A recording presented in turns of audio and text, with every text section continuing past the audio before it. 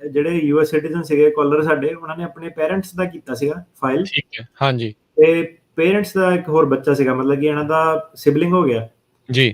ਸੋ ਸਵਾਲ ਇਹ ਸੀਗਾ ਕਿ ਜੇ ਮੈਂ ਆਪਣੇ ਪੇਰੈਂਟਸ ਦਾ ਗ੍ਰੀਨ ਕਾਰਡ ਫਾਈਲ ਕਰਾਂ ਤਾਂ ਉਹਦਾ ਜਿਹੜਾ ਮਾਈਨਰ ਬੱਚਾ ਹੈਗਾ, ਮਤਲਬ ਕਿ ਸਿਬਲਿੰਗ ਹੈਗਾ, ਉਹ ਪੇਰੈਂਟਸ ਦੇ ਨਾਲ ਹੀ ਐਜ਼ ਅ ਮਾਈਨਰ ਜਿਹੜਾ ਬੱਚਾ ਬਣ ਕੇ ਉਹ ਆ ਸਕਦਾ, ਕਿਉਂਕਿ ਜਿੱਦਾਂ ਹੁਣ ਤੁਸੀਂ ਆਪਣੇ ਭੈਣ ਭਾਈ ਦਾ ਕਰਦੇ ਹੋ, ਉਹਨਾਂ ਦੇ ਬੱਚੇ ਆ ਸਕਦੇ ਆ। ਸੋ ਜਵਾਬ ਹੈਗਾ ਕਿ ਨਹੀਂ ਆ ਸਕਦਾ। ਜਿਹੜੀ ਤੁਹਾਡੀ ਇਸ ਕੇਸ ਦੇ ਵਿੱਚ ਪੇਰੈਂਟਸ ਦੇ ਮਾਈਨਰ ਬੱਚੇ ਐਲੀਜੀਬਲ ਨਹੀਂ ਹੈਗੇ, ਤਾਂ ਤੁਹਾਨੂੰ ਜਿਹੜੀ ਹੈਗੀ ਆ ਆਪਣੀ ਸਿਬਲਿੰਗ ਦੀ ਪਟੀਸ਼ਨ ਜਿਹੜੀ ਆ ਨਵੇਂ ਉਹ ਅਲੱਗ ਫਾਈਲ ਕਰਨੀ ਪੈਣੀ ਆ 130। ਉਹਨੂੰ ਜਿਹੜਾ ਆਪਾਂ ਉਹੀ ਦੇਖਿਆ ਕਿ 15 ਸਾਲ ਦਾ ਵਕਫਾ ਜਿਹੜਾ ਉਹ ਲੱਗਦਾ। ਜਦੋਂ ਤੁਹਾਡੇ ਪੇਰੈਂਟਸ ਦਾ ਗ੍ਰੀਨ ਕਾਰਡ ਆ ਜਾਂਦਾ ਵਾ, parents as a green card holder ਆਪਣੇ ਮਾਈਨਰ ਬੱਚੇ ਲਈ ਕਰੂਗੇ, ਉਹ ਫਾਸਟ ਆ ਕੈਟੇਗਰੀ ਕਾਫੀ। ਤੇ ਜੇ ਉਹਨਾਂ ਦਾ ਫਿਰ ਦੂਜਾ ਸਵਾਲ ਸੀਗਾ ਕਿ ਜੇ ਬੱਚੇ ਦੀ ਏਜ ਹੋ ਜਾਵੇ ਜੀ, ਜੇ ਬੱਚੇ ਦੀ ਏਜ ਹੋ ਗਈ ਤਾਂ ਉਹ ਜਿਹੜੀ adult children of green card holder ਉਹ ਆਉਂਦੇ ਨੇ, F2B ਕੈਟੇਗਰੀ ਜਿਹੜੀ ਹੈਗੀ ਆ। 7 ਸਾਲ ਦਾ ਜਿਹੜਾ ਵਕਫਾ ਉਹ ਹੈਗਾ ਲੱਗਦਾ ਉਹਨੂੰ ਕੇਸ ਅਪਰੂਵ ਕਰਨ ਨੂੰ। ਤਾਂ ਮਤਲਬ ਇਹ ਹੈ ਕਿ ਤੁਹਾਨੂੰ ਪੇਰੈਂਟਸ ਜਦੋਂ ਤੁਹਾਡੇ ਗ੍ਰੀਨ ਕਾਰਡ ਜਿਹੜੇ ਲੈ ਲੈਂਦੇ ਆ, ਜੇ ਤਾਂ ਬੱਚਾ ਅਜੇ ਵੀ ਮਾਈਨਰ ਆ ਤਾਂ ਕੰਮ ਸੌਖਾ ਹੋ ਜਾਊਗਾ F2A ਕੈਟੇਗਰੀ। ਜੇ ਬੱਚਾ ਅਡਲਟ ਹੋ ਗਿਆ ਤਾਂ ਅਨਮੈਰਿਡ ਰਿਹਾ ਤਾਂ ਗ੍ਰੀਨ ਕਾਰਡ ਹੋਲਡਰ ਜਿਹੜਾ ਉਹ ਕਰ ਸਕਦਾ।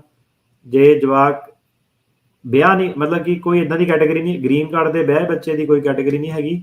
ਸੋ ਪਹਿਲਾਂ ਦੱਸ ਦਈਏ, ਜੇ ਗ੍ਰੀਨ ਕਾਰਡ ਦਾ ਬੱਚਾ ਵਿਆਹ ਕਰਾ ਲੈਂਦਾ ਤਾਂ ਉਹਦਾ ਜਿਹੜਾ ਪ੍ਰੋਸੈਸ ਆ ਉਹ ਸਾਰਾ ਕੈਂਸਲ ਹੋ ਜਾਂਦਾ, ਰੁਕ ਜਾਂਦਾ। ਨਹੀਂ ਰੁਕਦਾ ਨਹੀਂ, ਕੈਂਸਲ ਹੋ ਜਾਂਦਾ ਪ੍ਰੋਸੈਸ, ਕਿਉਂਕਿ ਕੋਈ ਕੈਟੇਗਰੀ ਨਹੀਂ ਹੈਗੀ ਹੋਲਡ ਕਰਨ ਲਈ।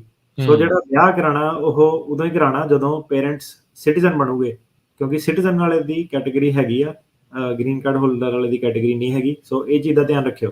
ਇਹ ਨਹੀਂ ਹੈ ਵੀ ਗ੍ਰੀਨ ਕਾਰਡ ਦੇ ਦੌਰਾਨ ਵਿਆਹ ਕਰਾ ਲਿਆ ਤੇ ਬਾਅਦ ਚ ਜਿਹੜਾ ਉਹ ਸਿਟੀਜ਼ਨ ਬਣਿਆ ਫਿਰ ਉਹ ਵੀ ਟਰਾਂਸਫਰ ਨਹੀਂ ਹੋਣਾ।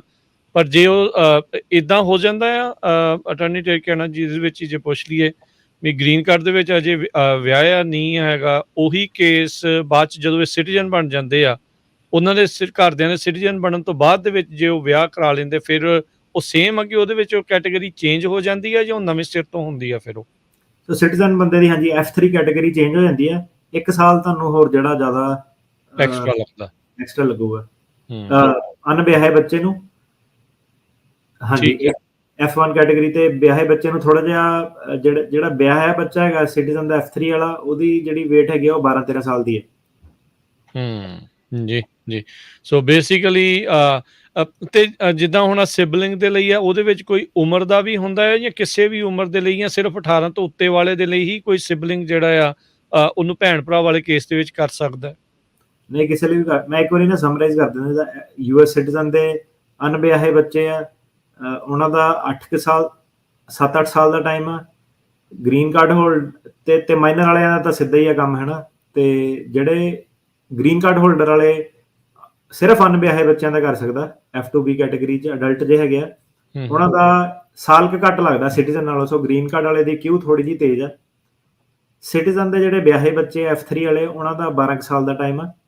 ਤੇ ਇਸ ਤੋਂ ਬਾਅਦ ਜਿਹੜੀ ਆ ਜਾਂਦੀ ਆ ਸਿਬਲਿੰਗ ਵਾਲੀ ਭੈਣ ਭਾਈ ਵਾਲੀ ਕੈਟੇਗਰੀ, ਉਹ F4 ਕੈਟੇਗਰੀ ਆ।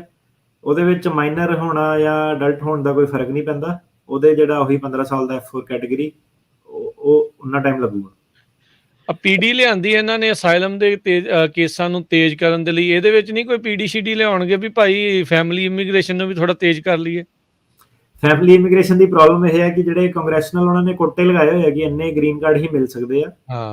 ਉਹ ਜੇ ਸਾਰੀ ਕਾਂਗਰਸ ਐਗਰੀ ਕਰੂਗੀ, ਉਹ ਕੋਟੇ ਪੁਰਾਣੇ ਜਿਹੜੇ ਕਹਿ ਲਓ ਜਦੋਂ ਆਬਾਦੀਆਂ ਇੰਨੀਆਂ ਨਹੀਂ ਹੁੰਦੀਆਂ ਸੀ ਉੱਤੇ ਹੀ ਸਟਕ ਆ।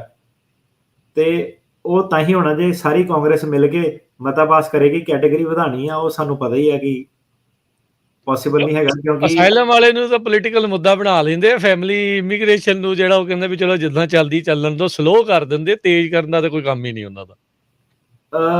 ਸੋ ਜਿਹੜੀ ਰਿਪਬਲਿਕਨ ਪਾਰਟੀ ਨੂੰ ਇਹ ਲੱਗਦਾ ਕਿ ਜਿਹੜੇ ਇਮੀਗ੍ਰੈਂਟਸ ਆ ਜੇ ਜ਼ਿਆਦਾ ਆਉਗੇ ਉਹਨਾਂ ਨੇ ਡੈਮੋਕ੍ਰੈਟਿਕ ਵੋਟ ਕਰਨਾ, ਏਦਾਂ ਉਹਨਾਂ ਨੂੰ ਲੱਗਦਾ। ਪਰ ਜ਼ਰੂਰੀ ਨਹੀਂ ਹੈਗਾ ਕਿ ਏਦਾਂ ਹੁੰਦਾ ਵਾ। ਕਾਫੀ ਇਮੀਗ੍ਰੈਂਟ ਰਿਪਬਲਿਕ ਵੀ ਵੋਟ ਕਰਦੇ ਆ। ਬਿਲਕੁਲ।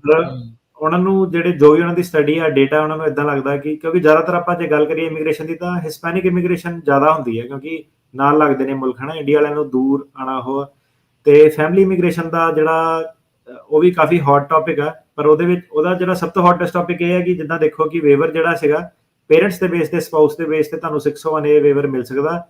ਜਵਾਕਾਂ ਦੇ ਬੇਸ ਤੇ ਤੁਹਾਨੂੰ 601 ਵੇਵਰ ਨਹੀਂ ਮਿਲ ਸਕਦਾ, ਕਿਉਂਕਿ ਹਰੇਕ ਬੰਦਾ ਆ ਕੇ ਇੱਥੇ ਜਵਾਕ ਜੰਮ ਸਕਦਾ ਤੇ ਵੇਵਰ ਲੈ ਸਕਦਾ। ਤਾਂ ਫੈਮਿਲੀ ਦੇ ਵਿੱਚ ਵੀ ਕਾਫੀ ਜਿਹੜੀ ਪੋਲਿਟਿਕਸ ਆ ਉਹ ਚੱਲਦੀ। ਇਨਵੋਲਵ ਜੀ।